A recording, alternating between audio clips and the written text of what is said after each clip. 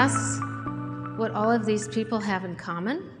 They all struggle with illnesses that don't discriminate based on age, sex, ethnicity, socioeconomic status, occupation, or political party. They all struggle or have struggled with mental illness. My daughter Anna had an eating disorder, anorexia nervosa. Her battle started when she was 16. She had an illness that was widely misunderstood. I remember the stunning lack of understanding by people that were trying to be helpful. Kitty, make her eat. Wow, thanks. I didn't think of that. She was starving. Tragically, Anna died by suicide on February 17th, 2000. She died of an illness that has the highest mortality rate of any mental illness. When Anna died, my world shattered.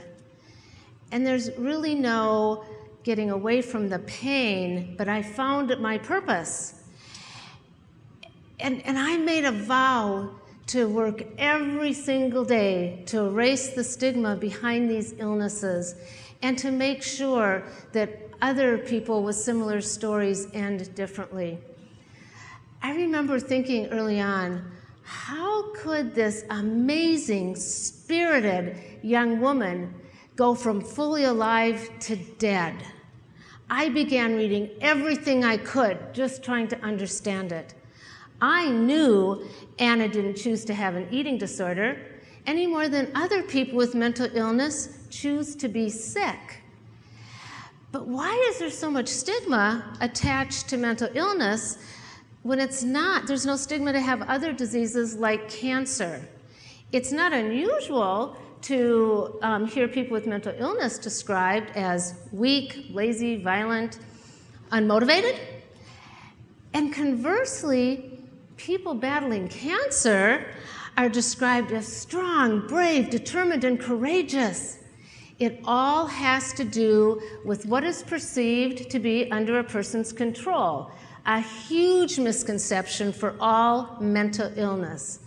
It's been well documented that stigma is a deterrent to seeking treatment. And untreated mental illness robs people of the very things that define quality of life. So not long ago, I met the grief-stricken parents of a young woman named Leslie. Leslie went to a hospital complaining of stomach pain. She admitted that she had bulimia and that she had binged. Rather than treating her symptoms, the doctor said, "You did this to yourself. You have to fix it yourself." Leslie's stomach burst. She died. She couldn't fix it herself.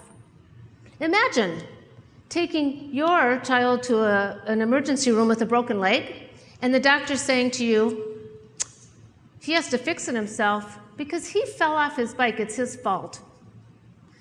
This is stigma at its worst. This is stigma that discriminates, and the stigma is everywhere. It's in the media, it's in the words we use, and it's in our attitudes. 3 out of 4 people that struggle with mental illness report feeling stigmatized. Have you ever called anybody crazy? Did you mean that in a compassionate way?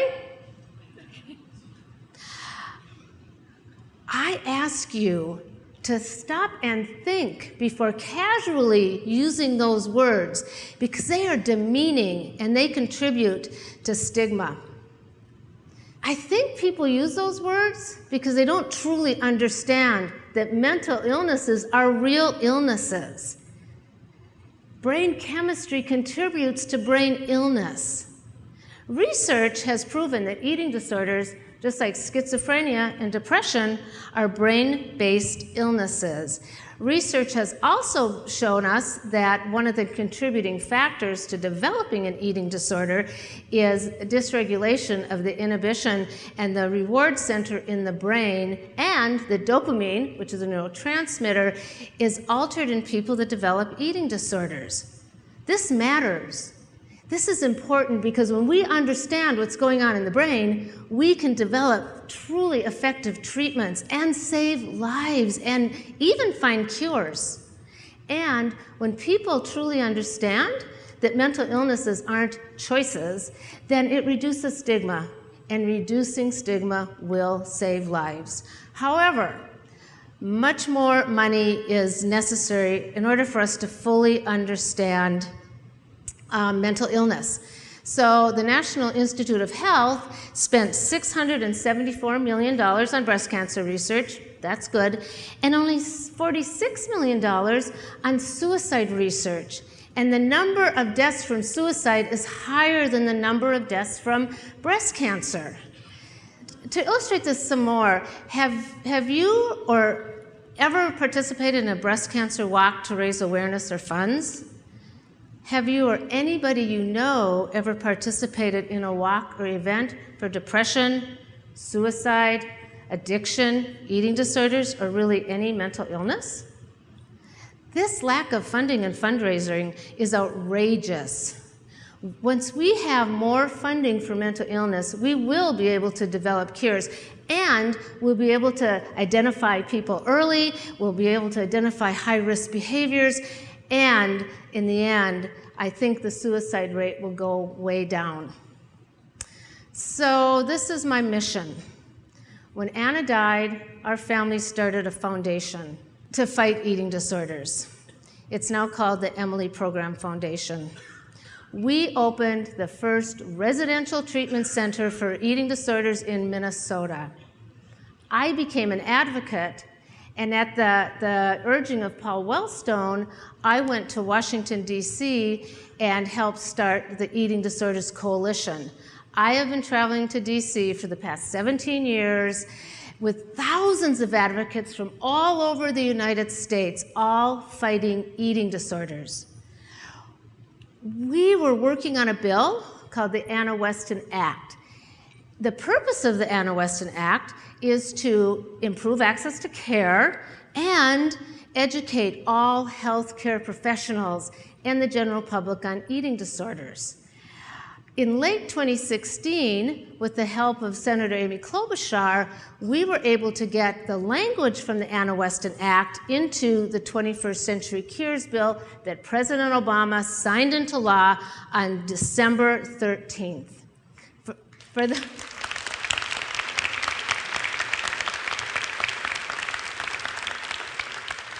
For the first time in history, Congress passed eating disorder-specific legislation. I had the honor of being in the room when the president signed the legislation. I thanked him for bringing hope and change.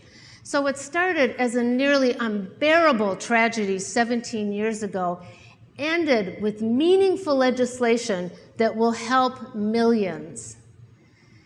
How did we do the seemingly impossible? We said, something's got to change. This leads me to what I am for. We are all affected by mental illness, and we all have to do our part to make it okay to talk about, to seek treatment, and to restore the peace and the health and the dignity and the hope for the millions of people who suffer. What I'm asking you to do is talk, listen, and learn about mental illness. We can all be advocates in our homes, in our schools, in our businesses, and in our communities.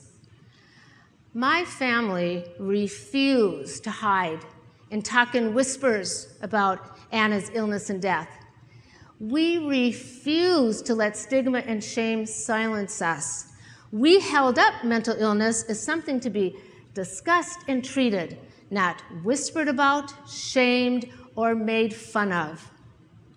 In these troubled times, what are you for? I challenge you to find your passion and use your voice. Join me, stand up to make stigma a thing of the past, or join a cause that's important to you. Because the truth is, there is no hope without action. Thank you.